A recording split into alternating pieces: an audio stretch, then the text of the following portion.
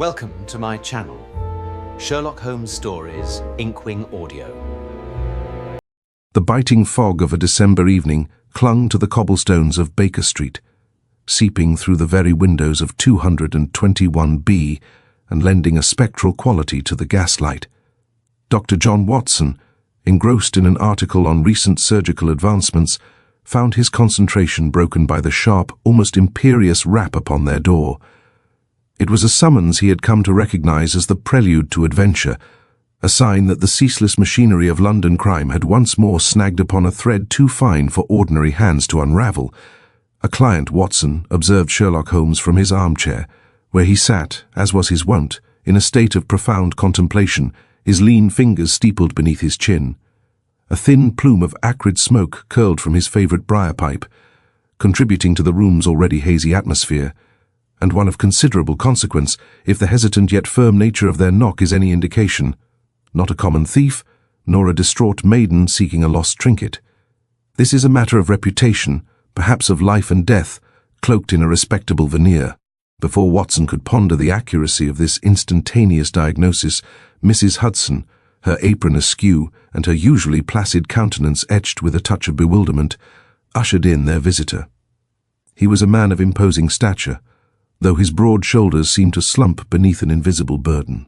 His overcoat, of the finest worsted wool, was still damp with the London mist, and his silk top hat, clutched tightly in his gloved hands, spoke of a gentleman of considerable means. Yet his face was a mask of profound distress, his eyes wide and bloodshot, fixed upon Holmes with an almost desperate appeal. "Mr. Holmes," he began, his voice a low rumble, strained with emotion, "I am Sir Alistair Finch. I come to you with a matter of the utmost urgency and delicacy. A tragedy has befallen my household, one that Scotland Yard, with all due respect to Inspector Lestrade, seems utterly incapable of comprehending." Holmes merely inclined his head, a gesture that managed to convey both an invitation to proceed and a subtle challenge to the Yard's perceived incompetence. "Pray, be seated, Sir Alistair. You may find Dr. Watson's presence unobjectionable. He is, after all, my chronicler, and possessed of a discretion equal to his medical acumen." Sir Alistair sank into the proffered armchair, his large frame seeming to shrink within itself. "It concerns the untimely demise of my cousin, Lady Beatrice Cavendish. She passed away last night at Winterfell Hall during our annual Christmas Eve gathering, a night meant for joyous celebration. Instead, it became a scene of unspeakable horror." Watson, sensing the gravity, picked up his notepad and pencil. "Lady Cavendish. Was she elderly, Sir Alistair? Perhaps a natural passing given the festivities and excitement?" Sir Alistair shook his head vehemently. "By no means, Dr. Watson. Beatrice was barely 40, robust and full of life. It was murder, plain and simple, or at least that is what the family suspects, though the official report speaks of a sudden cardiac event. But I know better. We all know better." Holmes's eyes, which had been half closed, now snapped open, glittering with an almost predatory intelligence. "Murder, you say, Sir Alistair, and the police dismiss it as natural causes? That is a curious discrepancy. Pray elaborate on the circumstances. What precisely transpired at Winterfell Hall?" Sir Alistair swallowed hard, his gaze distant, reliving the horrific scene. The entire family was gathered in the grand drawing-room for our traditional Christmas Eve toast. The servants had prepared a magnificent spread, and amongst the festive delights, as always, was a large punch bowl of Mrs. Gable's celebrated eggnog. Everyone partook, Holmes, everyone. It was a cherished family recipe, made year after year without incident. "And Lady Cavendish?" Holmes prompted, his voice low and even, cutting through the other man's distress. "She raised her glass, just as we all did, wishing us good health and prosperity. She took a hearty draught of the eggnog, a smile on her lips. And then she gasped, a terrible guttural sound. Her eyes widened, a look of pure terror etched upon her face, and she clutched at her throat. Before anyone could reach her, she collapsed, her glass shattering upon the polished floorboards. She was gone within moments. A heavy silence descended upon the room, broken only by the crackle of the fire. Watson felt a chill that had nothing to do with the outside fog. A public death, in a room full of people, yet disguised as something else. This was indeed a case ripe for Holmes's unique talents. "And the medical examination, Sir Alistair?" Holmes finally asked. "What did the local physician conclude?" Dr. Elmsley, our family doctor, was present. He rushed to her side, of course. After a cursory examination, he declared it a sudden heart attack, brought on, he suggested, by the excitement of the evening. But I saw her face, Holmes. That was no heart attack, that was agony. And then there was the smell. Holmes leaned forward, his interest visibly piqued. "The smell, Sir Alistair?" "Yes, a faint, bitter almond scent that lingered in the air around her, despite the many other aromas of the evening. I mentioned it to Dr. Elmsley, but he dismissed it as fancy, a trick of my overwrought senses. But I assure you it was there, and only around Beatrice. The eggnog itself, which others continued to sip, seemed perfectly wholesome." "Fascinating," Holmes murmured, a spark of calculation in his eyes. "A poison, swift and potent, administered in such a way that it affects only one individual from a shared beverage, and in a room teeming with witnesses, yet without a single soul discerning the true nature of the crime until it was too late. Scotland Yard, indeed, would find such a scenario challenging. Tell me, Sir Alistair, were there any other guests, beyond the immediate family, present at Winterfell Hall?" "Only a handful of close friends, Holmes. The Reverend Albright, a long-time family friend, and his wife, Mrs. Gable, the housekeeper who prides herself on her culinary skills, and a young artist, a Mr. Elias Thorne, who was commissioned to paint a portrait of Beatrice."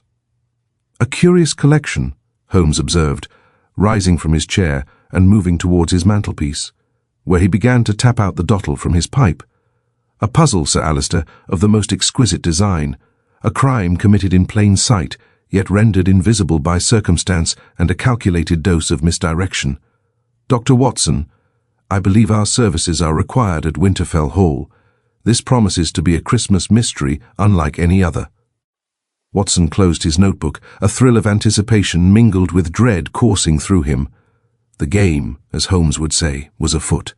The journey to Winterfell Hall, nestled in the leafier, more respectable suburbs of South London, was accomplished in a hansom cab, whose driver seemed intent on proving the superiority of haste over safety. As the vehicle rattled over the uneven streets, Sherlock Holmes remained silent, his gaze fixed on the passing gaslights. Yet his mind was clearly miles away, sifting through the meagre facts provided by Sir Alistair Finch. I, meanwhile, occupied myself by reviewing the notes I had taken, searching for the crack in the narrative that had so instantly caught Holmes's attention. "The case is riddled with improbabilities, Watson," Holmes finally remarked, pulling his focus back to our confined quarters. He did not look at me, but spoke as if addressing the swirling fog outside.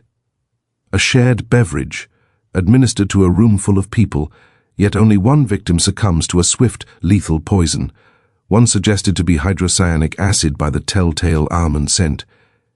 If the poison were in the main bowl of eggnog, the dose would have to be either insufficient to kill others, which is improbable, given the potency required to act so instantly, or the quantity consumed by the others was drastically less than that taken by Lady Cavendish. But Sir Alistair said everyone took a hearty draught," I countered, tapping my pencil against the pad, "and if the eggnog was shared, how could the poison be introduced only to her glass?" Holmes gave a slight dismissive wave of his hand. "Precisely the crux of the matter, Watson. It eliminates the simple solution that the beverage itself was poisoned and introduces a layer of calculated precision. But let us set aside this macabre puzzle for a moment and exercise the muscles of observation, which have grown lax from an overabundance of theatrical crime." He turned his piercing gaze upon me, and I felt instantly as if I were under a powerful microscope. "Tell me, Watson, what do you deduce about our cab driver?" I glanced quickly at the back of the man's cap. "Well, Holmes, he is clearly a man who values time, as evidenced by his reckless speed. His coat is old and frayed, suggesting limited means, and the horse is a sturdy, if overworked, mare. He is, simply put, a hard-working London cabman." Holmes chuckled, a dry academic sound. "An accurate inventory, Watson, but utterly devoid of deduction. You observe, but you do not reason. Look closer. His right ear, protruding slightly from beneath his cap, is distinctly purple and swollen at the lobe. An old injury, likely sustained from a sharp blow. Observe the leather thong he uses to lash the reins. It is not the standard issue, but a piece of thick, oiled bootlace. And finally, notice the faint yet unmistakable aroma of sawdust that clings to his coat, even through the fog. I frowned, bewildered. Sawdust? He smells of wood shavings? Indeed. Now combine the data points. A swollen, damaged ear is the signature of a prize fighter, or one who has spent considerable time engaged in pugilism. The makeshift bootlace for the reins suggests frugality and an immediate need for repair. He is not a man who has time for leisure. The sawdust, which is used heavily in the floors of public houses, not only soaks up spilled liquid, but is often used in impromptu boxing rings in the back rooms of these establishments. Ergo, our driver, who drives with aggressive confidence, is a retired, perhaps disgraced, boxer who still frequents the public houses where he once fought. The cab driving is merely the most immediate means of earning the shilling until a friend can offer him a turn in the corner of a ring again. The man suddenly cursed loudly as he narrowly avoided a collision with a milk cart, and the smell of the sawdust, now that it was pointed out, was undeniably present. I stared at Holmes, half annoyed, half admiring. "Elementary, is it not?" he said, catching my expression. "The same logical rigor, Watson, that can deduce a pugilist from a cabman must now be applied to the more significant task of finding the killer at Winterfell Hall. The fact that the poison was seemingly localized to Lady Cavendish's drink, despite the shared source, is the key. The murderer either had intimate access to her glass at the very last moment, or they manipulated the delivery of the drink in a manner that created a unique, temporary receptacle for the lethal dose." Our cab came to a jarring halt before a set of imposing wrought-iron gates, the high walls of Winterfell Hall looming behind them, swallowed in the gloom. The mansion itself was a vast, Gothic structure, perhaps grand once, but now possessing an air of melancholy neglect, as if the festive lights Sir Alistair had described were merely a temporary defiance against the building's essential decay. "We are entering a theatre of domestic tragedy, Watson," Holmes murmured, adjusting the collar of his Ulster coat. "Our first task is to examine the scene before the officialdom of Scotland Yard completely sterilizes it with their blundering feet. Let us see what the drawing-room reveals. About the unfortunate Lady Cavendish, and the precise moment she met her fate." I reached for my medical bag, the urgency of the case overriding my slight indignation at his deductions concerning the cabman. The shadow of a complex, cleverly executed murder lay over the very threshold, and I knew that Holmes, now fully engaged, would not rest until he had stripped bare every layer of the killer's deceit. The entry into Winterfell Hall was conducted with a degree of quiet reverence, the heavy oak doors closing behind us with a funereal thud. Sir Alistair Finch, his face still pale and drawn, met us in the cavernous, dimly lit entrance hall, where the scent of pine and stale tobacco struggled to mask a far more subtle, metallic odor that spoke of recent trauma and forensic intervention. He directed us immediately towards the drawing-room, the scene of the tragedy, which had, by his foresight and Holmes's earlier instructions via the telegram, been kept largely undisturbed save for the removal of the body. The drawing-room was vast, its high ceilings ornamented with elaborate plasterwork. A large fireplace dominated one wall, though the fire had long since dwindled to a few grey embers. The remnants of the Christmas Eve celebration were scattered about, half-empty glasses, scattered crumbs of mince pies, and festive garlands that now seemed profoundly out of place. The atmosphere was one of stifled chaos, a moment of profound shock frozen in time. Holmes moved with a swift, economical grace that was mesmerizing to witness. He did not speak, but his eyes, sharp and quick, swept over the room, absorbing the minutiae that formed the bedrock of his deductions. I, trained in medical observation yet constantly humbled by my companion's genius, followed his movements, attempting to mirror his focus. He first went directly to the spot where Lady Cavendish had fallen. A small, dark stain, nearly hidden by the pattern of the Persian rug, marked the spot, and nearby lay the fragments of a finely cut crystal glass. Holmes dropped to one knee, ignoring the dust, and examined the shards. He picked up one piece with a gloved hand, holding it to the light. "Note the fracture pattern, Watson," he murmured. "It indicates a sharp impact, likely a diagonal strike against the hard wood of the floor, not merely a gentle toppling. A fall born of a sudden, violent spasm. This supports Sir Alister's observation of intense agony, contradicting Dr. Elmsley's facile diagnosis of a simple cardiac event." He then moved to the long mahogany table where the festive drinks had been served. The centerpiece was a magnificent cut-glass punch bowl, now less than half full of the creamy, nutmeg-dusted eggnog. Around it were a number of silver ladles and a stack of clean glasses. Holmes did not touch the bowl, but merely leaned over it, taking a deep, slow inhalation. "No trace of the almond scent here," he observed, straightening up. "The main source is clean. A test for the presence of cyanide, of course, will be required, but it confirms the premise. The bulk of the eggnog was innocent." His attention was next drawn to the floor immediately beneath the edge of the serving table. "Here," he paused, his gaze fixed on the polished wood. I looked, seeing nothing but a few stray drops of liquid that had escaped the rim of the bowl, likely spilled eggnog. Holmes, however, produced his magnifying glass and examined the droplets with intense concentration. "Observe, Watson," he said, indicating a faint, almost microscopic scattering of tiny white granules amongst the creamy drops. "Sugar, of course, from the eggnog. But do you see this, directly beneath the table's edge? A very small, almost imperceptible smudge of residue. It is a whitish powder, somewhat crystalline, and it has been clumsily wiped away, leaving a smear on the dark wood. It is clearly distinct from the nutmeg-dusted confection on the table." I knelt closer, squinting. It took a moment for my eyes to adjust to the subtlety of the mark, but once I saw it, it became undeniable.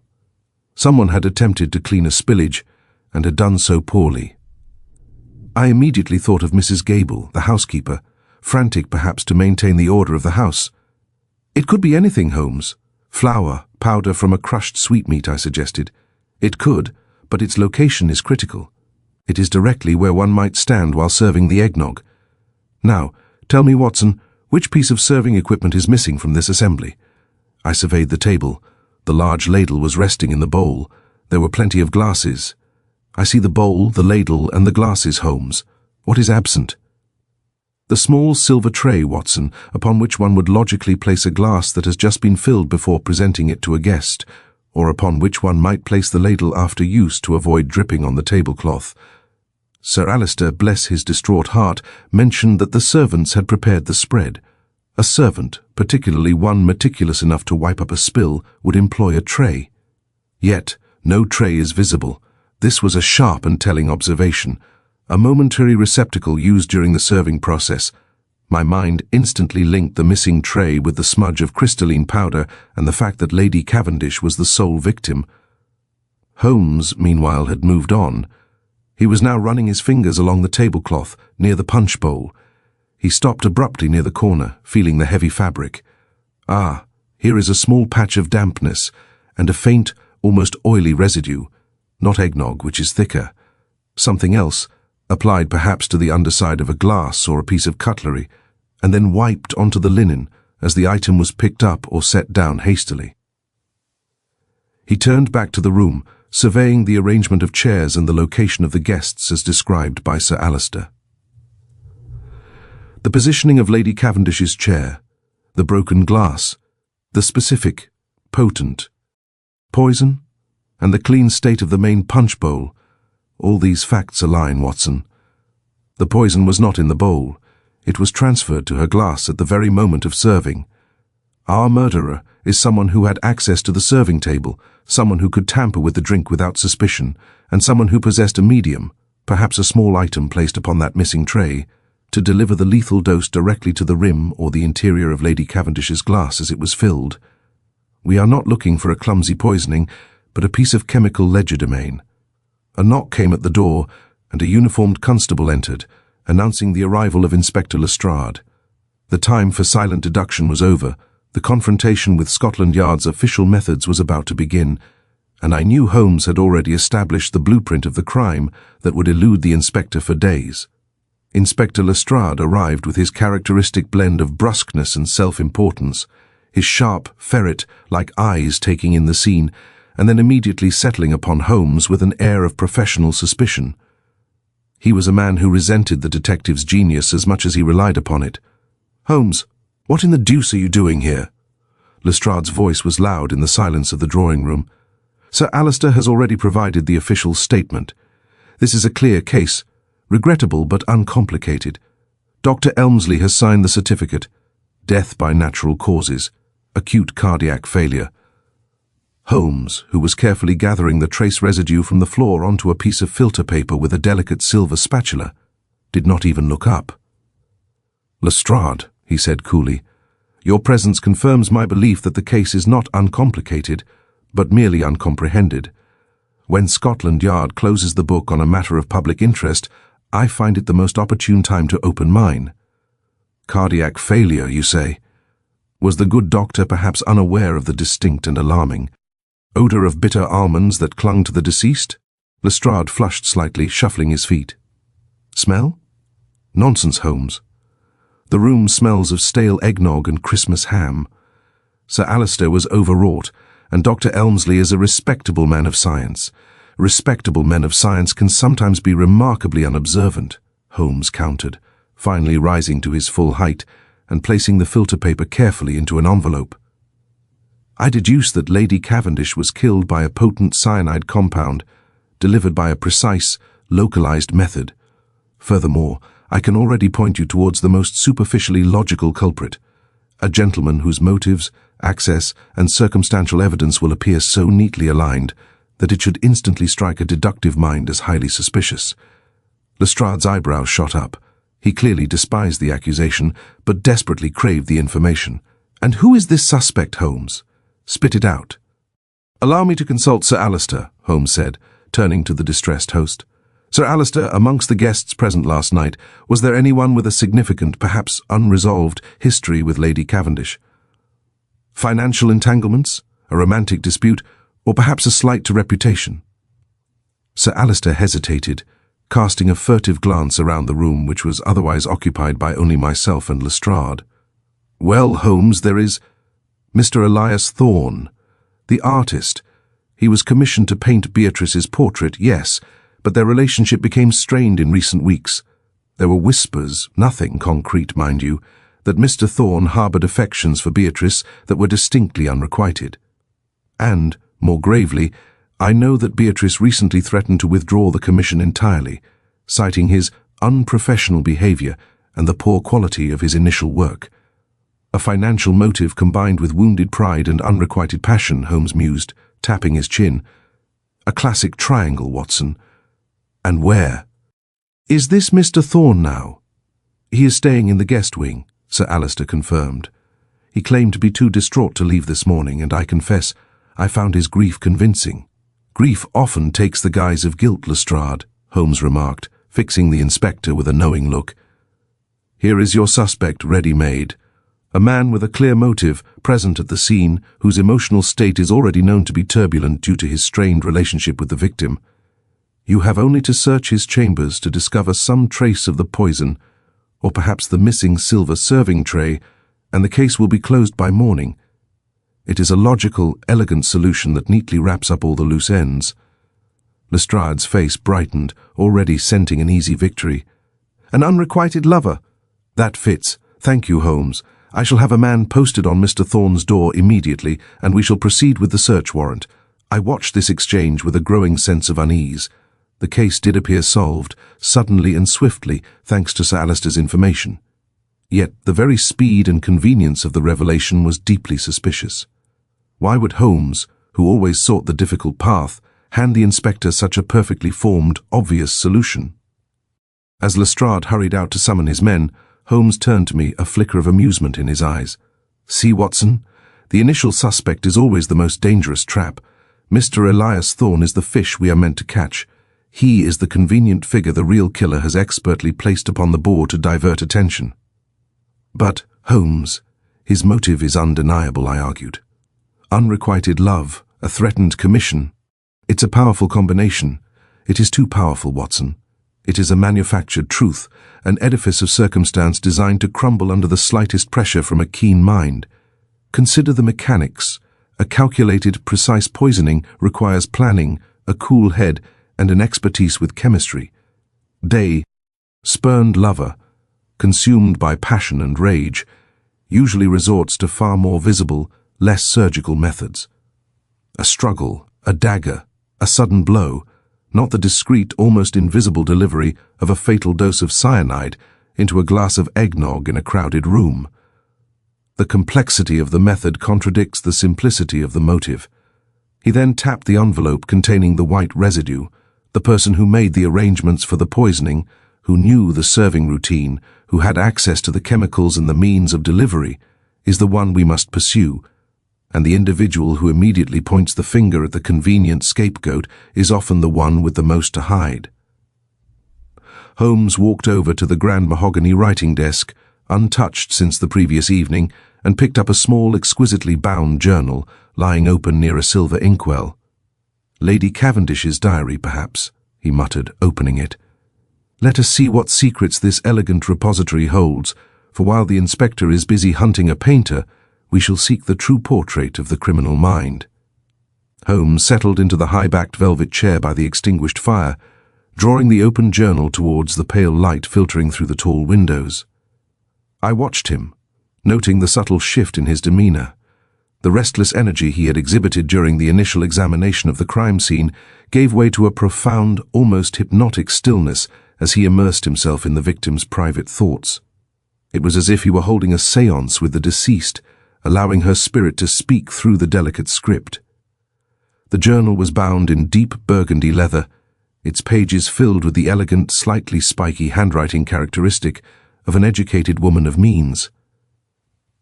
He skimmed several entries quickly, his eyes absorbing the information at a speed that always astonished me, occasionally pausing to reread a passage with deep concentration. Lady Cavendish was a woman of considerable passion, and I dare say a rather sharp tongue, Watson, Holmes observed, without looking up. Her entries are full of domestic grievances, financial concerns, and sharp critiques of her family.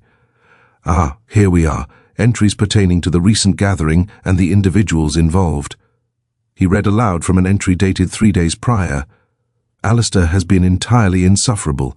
His perpetual whining about the dwindling estate funds has become intolerable. He believes the money ought to be spent on investing in the future, but I maintain that one must uphold appearances, especially during the holidays. His suggestion that I cease my commission with Mr. Thorne is absurd. Thorne is a clumsy, smitten fool, certainly. But his talent is genuine, and the delay in payment keeps him dangling, which provides a certain amusement. Alistair will simply have to learn to manage his purse strings without attempting to manage mine." This confirms the motive Lestrade is chasing, but frames it differently, I noted. Thorne was smitten, yes, but Lady Cavendish found his affection entertaining. The true tension was between the victim and Sir Alistair himself concerning money. "Precisely," Holmes agreed. "And money, Watson, is the root of far more subtle and calculated crimes than wounded pride. Sir Alistair is the heir, no doubt, and by the nature of his visit to us, he had the perfect opportunity to deflect suspicion from the outset. But let us consider another member of the household. Mrs. Gable, the housekeeper and the fount of the poisoned eggnog." He turned to an entry from 1 week ago. "I have had another ghastly confrontation with Mrs. Gable. That woman's pride in her eggnog is utterly ridiculous, bordering on mania. I told her plainly that her recipe is too heavy, too laden with spices, and utterly inferior to the version served at the Earl of Harrington's ball. She turned absolutely scarlet, and informed me, quite insolently, that the recipe had been in the Winterfell family for 3 generations and was, quote, perfect and immutable. Such impertinence will be rewarded with her dismissal in the new year. I shall not tolerate being served by a domestic tyrant." A threat of dismissal, delivered to a proud woman with access to every pantry and kitchen chemical, I mused. That gives Mrs. Gable a powerful, if simple, motive for revenge. "Indeed, but again, the methodology argues against it," Holmes refuted, closing the journal and placing it back on the desk. "Mrs. Gable could have simply poisoned the entire batch of eggnog hours before the gathering, achieving a mass killing or serious illness that would have been equally satisfying in its destruction. Why the elaborate, high-risk, last-minute single-dose application in a crowded room? No, the killer required precision and opportunity that exceeded the scope of mere kitchen access. He stood up, his eyes now blazing with fresh insight. The key, Watson, lies in the public nature of the crime. The murderer risked the presence of a room full of witnesses because the act itself was designed to be concealed by the act of serving. Think back to the physical clues, the faint crystalline residue on the floor under the table, the oily smear on the tablecloth, and the absence of the silver serving tray. He began to pace the length of the room, his long fingers drumming against his leg. The poison must have been placed on a medium that contacted the glass only after it was filled with the main eggnog and before it was handed to Lady Cavendish. The transfer must have been swift and invisible, a piece of sleight of hand. And who, among the guests, is most intimately familiar with such theatrical misdirection? I reviewed the guest list in my mind: Sir Alistair, the host, Elias Thorne, the artist, the Reverend Albright and his wife, and the staff, Mrs. Gable. It is not Sir Alistair, nor the housekeeper, nor the smitten painter, I said slowly, the conclusion dawning upon me. It must be the Reverend. A man of the cloth would be above suspicion, yet perhaps he has a secret life. A possibility, but insufficient evidence, Watson. I speak not of mere deception, but of skill, of a familiarity with the tools and techniques of misdirection. Let us re-examine the serving process. The eggnog is poured from the bowl. The glass is placed upon the missing tray. The tray is carried to the guest. But what if the transfer of the poison was not done by a hand, but by a device, a mechanism designed to look innocuous? Holmes stopped abruptly before the fireplace, picking up a silver tongs used for the dying embers. The Reverend Albright, you say? While the Reverend's moral standing makes him a delightful contrast to a chemical assassin, I find myself drawn to a far more intriguing and overlooked possibility among the guests. He held the tongs as if they were a piece of laboratory equipment. Consider the nature of the poison, a volatile cyanide compound that leaves the distinctive bitter almond scent. It must have been released quickly, perhaps through a tiny burst or capsule. Now, let us find the guest who had the motive, money, as the diary implies, the access as a family friend, and the necessary skill to incorporate a chemical delivery system into a seemingly innocent personal item. The Reverend's wife, perhaps, or even Sir Alistair himself, using a seemingly innocuous item of holiday attire. Holmes gave a tight smile. The first suspects were the painter and the housekeeper. The second layer of suspects is the host and the Reverend. But the true culprit, Watson, is always the one who remains hidden in plain sight, using their public role to mask their clandestine activities. It is time we paid a visit to the Reverend Albright, for it is in the shadows of piety that great sin often takes root. The journey to the Reverend Albright's modest vicarage in Kew was a sharp contrast to the previous night's hurried ride to the Gothic gloom of Winterfell Hall. The morning had broken, and a weak, watery sun struggled to penetrate the thin winter haze, lending a false cheer to the suburban streets. Holmes was uncharacteristically quiet during the drive, his mind entirely consumed by the hypothesis he had formed in the drawing-room. "The secret clue, Watson," he began, breaking the silence as the cab turned onto the gravel path leading to the vicarage, "is always the detail that contradicts the expected. Lestrade will, by now, have found some damning piece of circumstantial evidence in Mr. Thorne's room, perhaps a vial of photography chemical that could be mistaken for poison, or a bitter letter from Lady Cavendish. This only serves to solidify the false lead." "And what is the detail that contradicts this easy answer?" I asked, anticipating a leap of logic I could only follow, not forge. "The motive, Watson. The motive for the true culprit must be something immediate and urgent, something triggered by the events of the last few days, and not merely a long-simmering resentment like that of the artist or the housekeeper." The diary revealed that Lady Cavendish had a remarkable capacity for causing acute distress to those around her, particularly Sir Alistair concerning his finances, and Mrs. Gable concerning her eggnog. He paused, adjusting his deerstalker. "But look beyond the immediate circle of the victim's antagonists. Consider the Reverend and Mrs. Albright. They are old family friends, invited for the solemn celebration.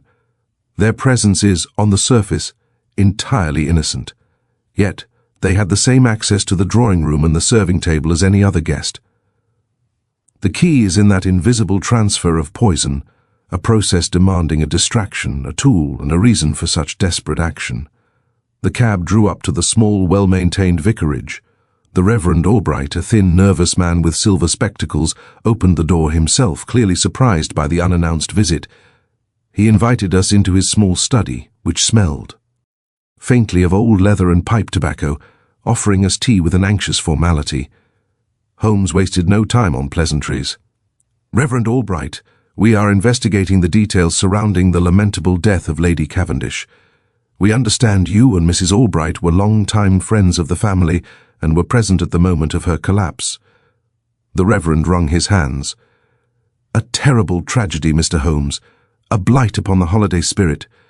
Poor Beatrice, gone so quickly. My wife Eleanor was utterly distraught, as was I. We are still praying for Sir Alistair and the rest of the household. We are interested, Reverend," Holmes continued, his voice calm and penetrating, in the movements of the guests immediately before the toast.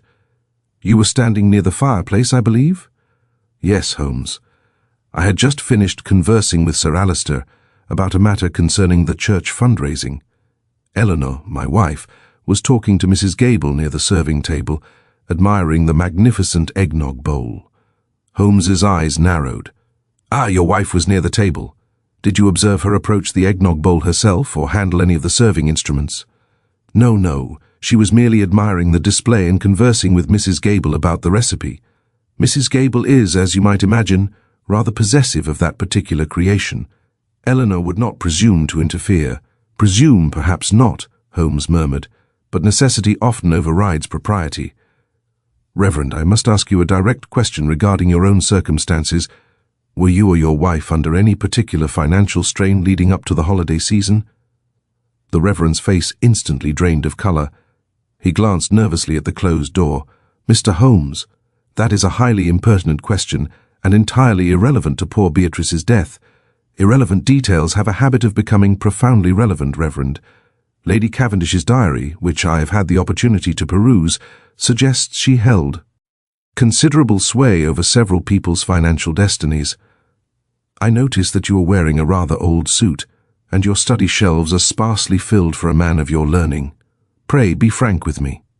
The Reverend slumped back in his chair, defeated. "Very well. Yes, we are in dire straits, Mr. Holmes. I was recently forced to make a terrible investment in an overseas railway scheme. It collapsed 3 months ago, leaving us nearly penniless. Eleanor has been frantic. She approached Lady Cavendish 2 days ago, hoping to secure a short-term loan, something to tide us over until the new year." "And Lady Cavendish's response?" Holmes asked, leaning forward, the tension in the small room becoming palpable. She was utterly dismissive, cruel even. She laughed, according to Eleanor, and told her that if she couldn't manage her money, she deserved to face the consequences. She refused the loan outright, humiliating my wife. Eleanor returned home utterly broken. Holmes stood, walking slowly towards the Reverend's small writing desk, which held a collection of unremarkable trinkets. He picked up a small, highly decorative porcelain box, a delicate antique used for holding snuff. He turned it over and over in his long fingers, his gaze fixed on the intricate hinge. "A terrible setback indeed, Reverend. But financial desperation, coupled with access and a moment of unguarded opportunity, can be a most powerful catalyst for a rash act. The shame of public ruin, averted by a singular, desperate stroke. Tell me, Reverend, where is Mrs. Albright now?" "She went into London this morning, Mr. Holmes. She wished to visit a dressmaker in Mayfair, a small distraction, she said, to cope with the shock of the evening." Holmes smiled, a flash of pure intellectual triumph that sent a shiver down my spine. A dressmaker indeed. Or perhaps she is securing the remaining funds required to flee the country, funds procured through an expedient and deadly means. I believe, Watson, that the most logical and necessary suspect, the one the killer has tried to misdirect us from, is not the housekeeper, nor the artist, nor the heir, but the seemingly respectable woman who was denied charity by her wealthy cousin. Holmes and I left the vicarage with an urgency that belied the apparent calm of the suburban morning. The revelation of Mrs. Albright's financial desperation, coupled with her immediate access to the victim and the serving table, had solidified Holmes's suspicion. However, suspicion, no matter how profoundly reasoned, was not sufficient. The case demanded physical proof to connect the desperate woman to the chemical means of death. "She is not fleeing the country yet, Watson," Holmes declared as we hailed another hansom. "Her claim of visiting a dressmaker in Mayfair is too specific, too mundane to be a lie meant for serious detection. It is, instead, a cover for a brief, vital errand. She needs a final sum of money, perhaps, or more likely she is disposing of the very instrument of the crime. She knows the focus will be on Thorne, thanks to the perfect set of circumstantial evidence left by the true killer, her own hand. But she dare not keep the tool." "But what is the tool, Holmes?" I pressed. "If the eggnog was clean and the poison was instant, it suggests a mechanism far more complex than simply dropping a pill into a glass." "Exactly, Watson. The poison must have been secured to a small, readily available personal object, a brooch, a tie-pin, a delicate piece of cutlery, perhaps, that allowed her to deposit the cyanide into Lady Cavendish's glass after the eggnog was poured, but before the glass left the table. The crystalline residue I found beneath the serving table, distinct from the eggnog, was likely the faint dust of the cyanide salt, which was transferred from the serving tool or its apparatus during the act. Holmes instructed the cabman to drive not to Mayfair, but to Scotland Yard. Lestrade, still bristling from Holmes's earlier pronouncements, met us in his office, looking triumphant. "I told you, Holmes," Lestrade crowed, gesturing dramatically to a small table on which lay a hypodermic syringe and several small, corked vials. "We searched Thorne's room. He is a collector of exotic chemicals for his photography process, and here we found this suspicious needle and a white powder that tests positive for a highly toxic alkali. The man is clearly unhinged and was preparing the dose. We have him on the first train to Bow Street." "Set him loose, Lestrade," Holmes said flatly, his eyes not even lingering on the pathetic collection of evidence. "The syringe is for developing photographs, and the powder is nothing more than sodium hyposulfite, an innocuous fixing agent, if I am not mistaken. This is merely the smokescreen the true culprit desired. While you chase shadows, the real criminal is covering her tracks." He then presented Lestrade with the facts concerning the Albrights' financial ruin and the victim's cruel rejection of Mrs. Albright's plea for aid. Lestrade, initially skeptical, was forced to concede the weight of the motive. "Mrs. Albright is presently on an errand in Mayfair, according to her husband," Holmes announced.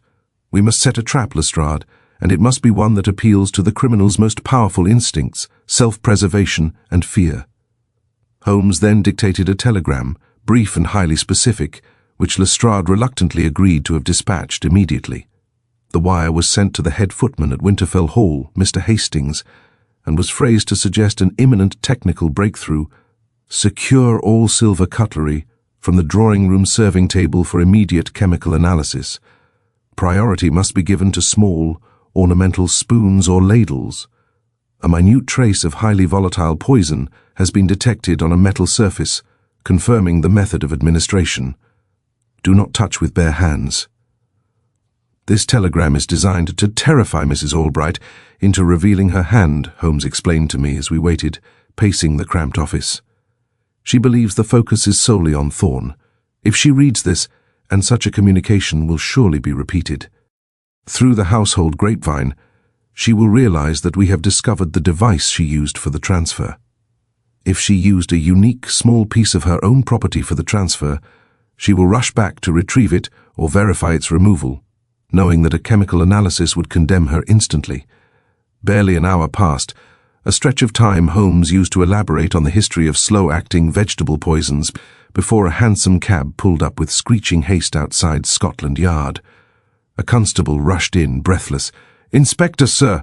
We have a woman demanding to speak with Sir Alistair at once. She is highly agitated, claiming she left a valuable, irreplaceable trinket at Winterfell Hall last night, and insists on going back immediately before the footmen contaminate it with their investigation." "And the woman's name?"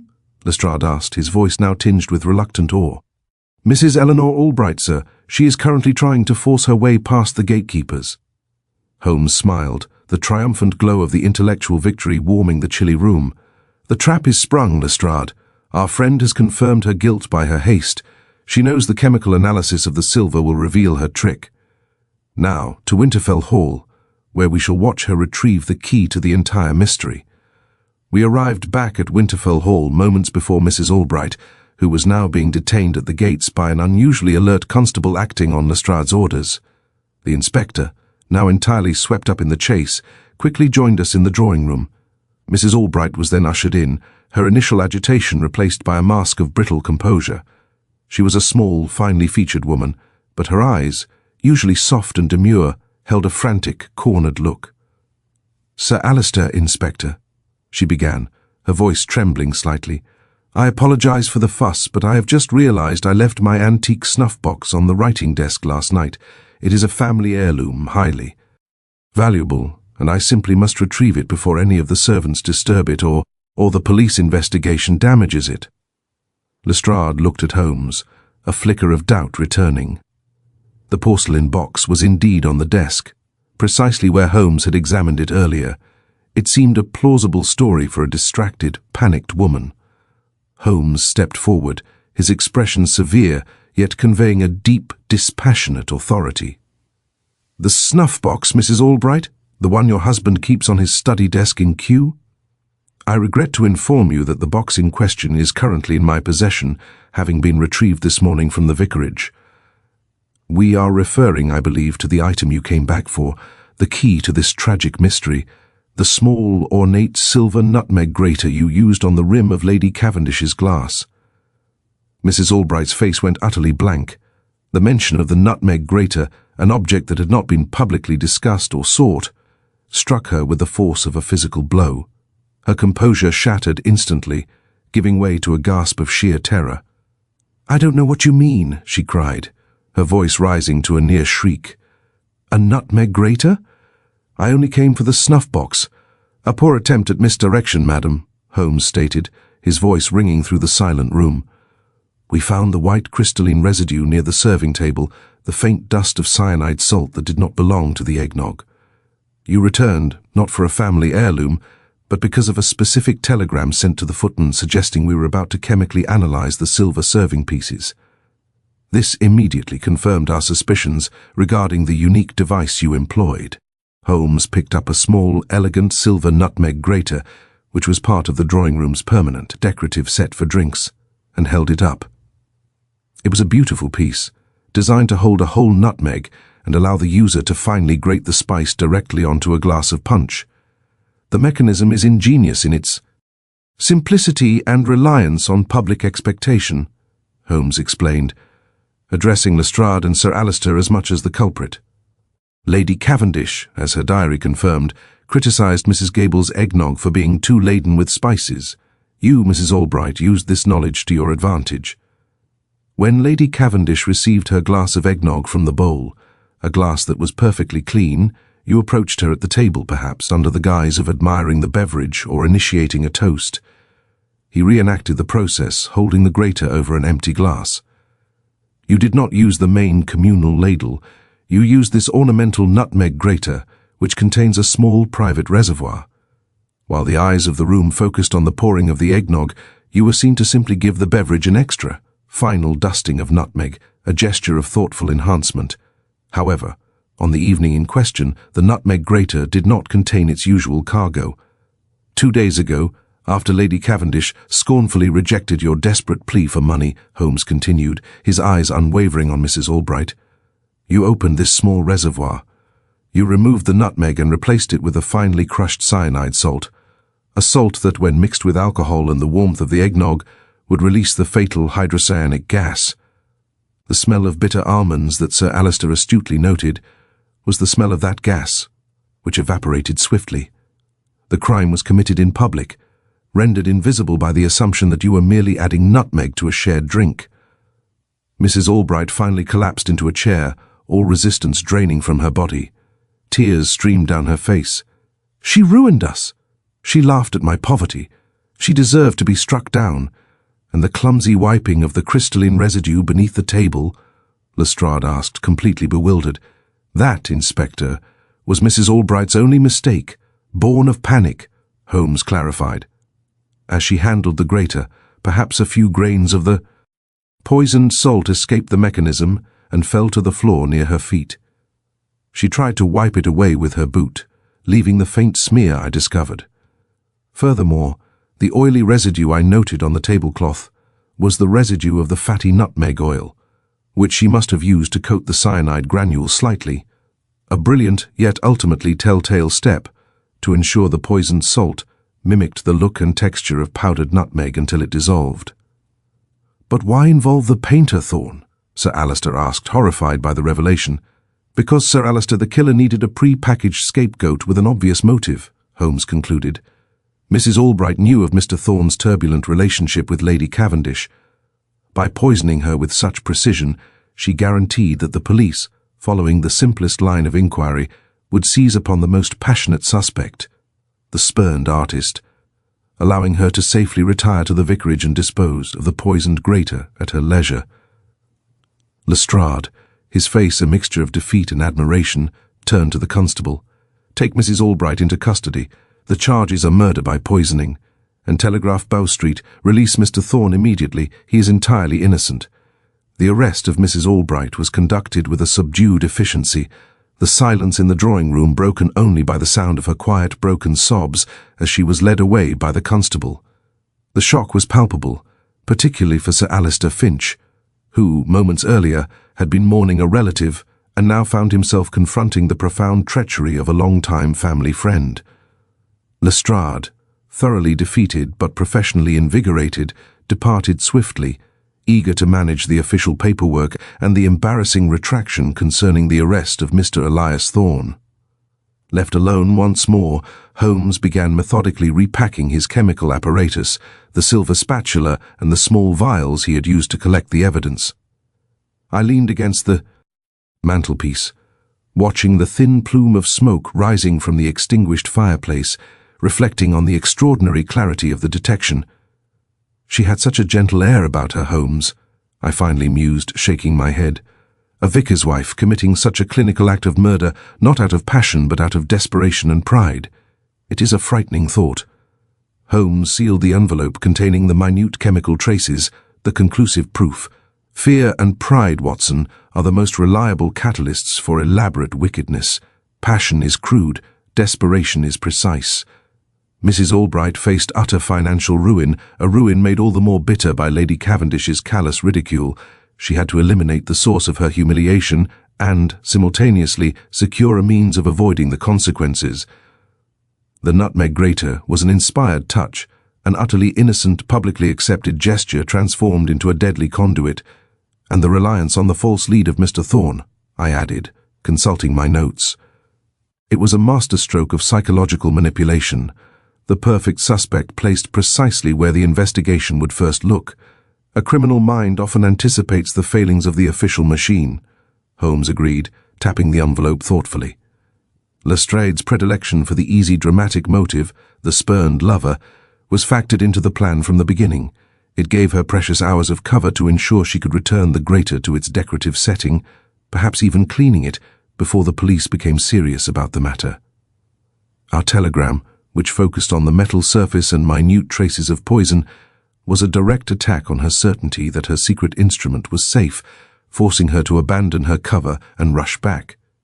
Sir Alistair re-entered the room, looking utterly ravaged by the recent revelations. He moved slowly to a cabinet, poured himself a liberal measure of brandy, and offered me a glass, which I accepted gratefully. "I owe you a debt."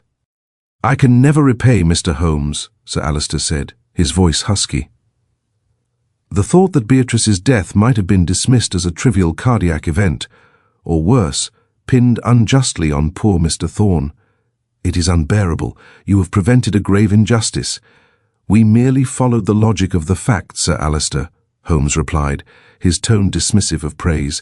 "Your own keen observation of the scent of bitter almonds provided the very first thread of the truth. Without that detail, so easily dismissed by Dr. Elmsley, the case might have languished in the archives."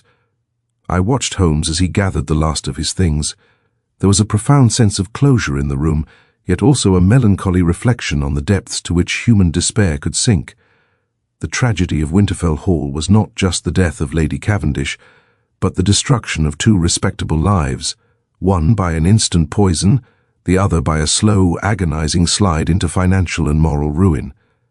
The elegance of the crime was dwarfed by the sordidness of its motive. "The case is solved, Watson, but the truth remains a bitter draught for all involved," Holmes commented, as if reading my thoughts.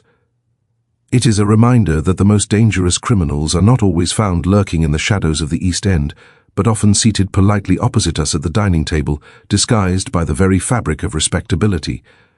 I reflected on the sheer intellectual precision of Holmes's methods, the insistence on examining the physical scene before engaging with the suspects, the refusal to accept the obvious solution, and the brilliant maneuver of the fake telegram. He had not relied on chance or emotional insight, but on cold, methodical analysis of every anomaly. The missing serving tray, the crystalline dust, the oily smear, and the crucial contradiction of the elaborate method against the convenient motive. Each piece had clicked into place with the satisfying finality of a lock closing on a felon. We left Winterfell Hall just as the pale winter sun reached its zenith, casting long, weak shadows across the snow-dusted lawn.